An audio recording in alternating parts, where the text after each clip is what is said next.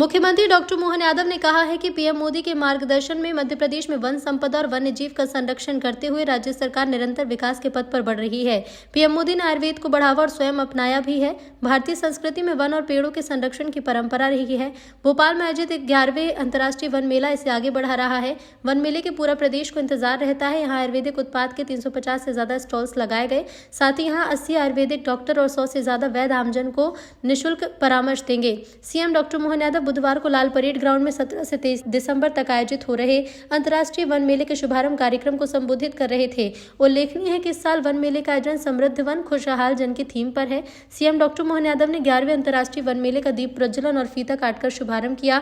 उन्होंने भगवान धन्वंतरी की पूजा अर्चना की और विंध्या हर्बल सहित विभिन्न स्टॉल का अवलोकन कर औषधि एवं हर्बल उत्पाद की जानकारी प्राप्त की। कार्यक्रम में सीएम को रुद्राक्ष का पौधा भेंट किया गया। प्रोत्साहित करने वाले गीत लघु वनोपज हमारी शान का विमोचन सीएम ने किया। साथ ही उन्होंने विंध्या हर्बल के नए लोगों और विभिन्न उत्पाद से सुसज्जित वेलनेस किट का औपचारिक विमोचन किया। सीएम डॉक्टर मोहन यादव ने कहा कि आज लघु वनोपज के अनेक उत्पाद बाजार में हैं। जब एलोपैथिक दवाएं आराम न दे तो लोग आयुर्वेद की शरण में जाते हैं। हमारे घर घर में आयुर्वेदिक नुस्खों का भंडार है। वर्तमान परिदृश्य में मेडिकल साइंस तो प्रशंसनीय है, लेकिन आयुर्वेदिक उत्पाद का भी अपना अलग महत्व है। कोरोना काल में आयुर्वेदिक काढ़ा दुनिया के लिए अमृत के समान था। मुख्यमंत्री डॉक्टर मोहन यादव ने कहा कि राज्य सरकार प्राथमिक वनोपज सहकारी समिति, जिला यूनियन और अनुसूचित जाति जनजाति पिछड़ा वर्ग को आर्थिक रूप से सशक्त बना रही है। तेंदुपत्ता समेत अन्य वनोपज का संग्रहण करने वालों को इन पर बोनस देकर आर्थिक रूप से सशक्त करने की दिशा में कदम बढ़ाए। प्रदेश सरकार ने ट्राइफेड के माध्यम से 32 लघु वनोपज के न्यूनतम समर्थन मूल्य पर 25% की वृद्धि की जा रही है। साल 2026 में रानी दुर्गावती के नाम पर बनने जा रहे नौरादेही अभ्यारण्य में चीतों को बसाया जाएगा। सीएम डॉक्टर मोहन यादव ने कहा कि वन मेले में प्रदेश के जिला यूनियन, वन धन केंद्र, जड़ी बूटी संग्राहक, उत्पादक, आयुर्वेदिक औषधि निर्माता, परंपरागत भोजन सामग्री के निर्माता और विक्रेतागण उत्पादों का प्रदर्शन और विक्रय करेंगे।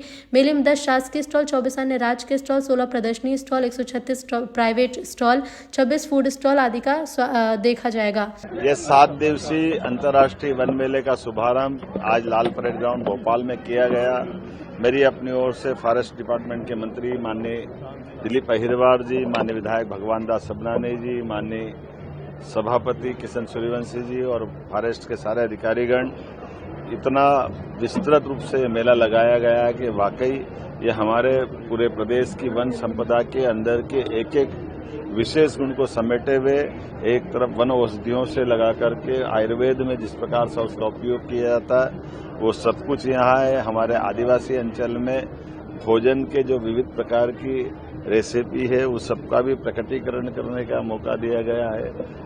भविष्य की दृष्टि से हमारे वन्य संपदा के आधार पर आर्थिक रूप से समृद्ध कैसे बनाएं, उनकी अलग अलग उत्पादों के आधार पर ग्रामीण जीवन में भी कैसे लाभ उठाएं और आज के संसाधनों के बलबूते पर वन औषधियों से और बेहतर क्या बनाया जा सकता है। ऐसे बहुत सारे प्रकार से बहुत सारी चीज़ों के साथ ये वन मेले में प्रदर्शनी भी है, स्टॉल भी है, बिक्री के अलग अलग प्रकार के उत्पाद भी है।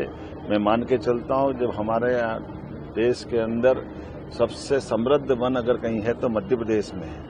ऐसे में हमारे वनवासी बंधुओं की आय भी बढ़े, वन्य जीवन की अंदर की खूबसूरती भी सबके सामने आए, उनकी अपने उत्पादों की मार्केटिंग हो, सभी प्रकार से उनका जीवन बदले। इसलिए वन मेले के आधार पर ये सब कुछ उत्पन्न उनके उत्पादों को सबके सामने लाने का प्रयास किया गया और वन मेला बहुत सफलता के साथ स्थापित हो रहा है।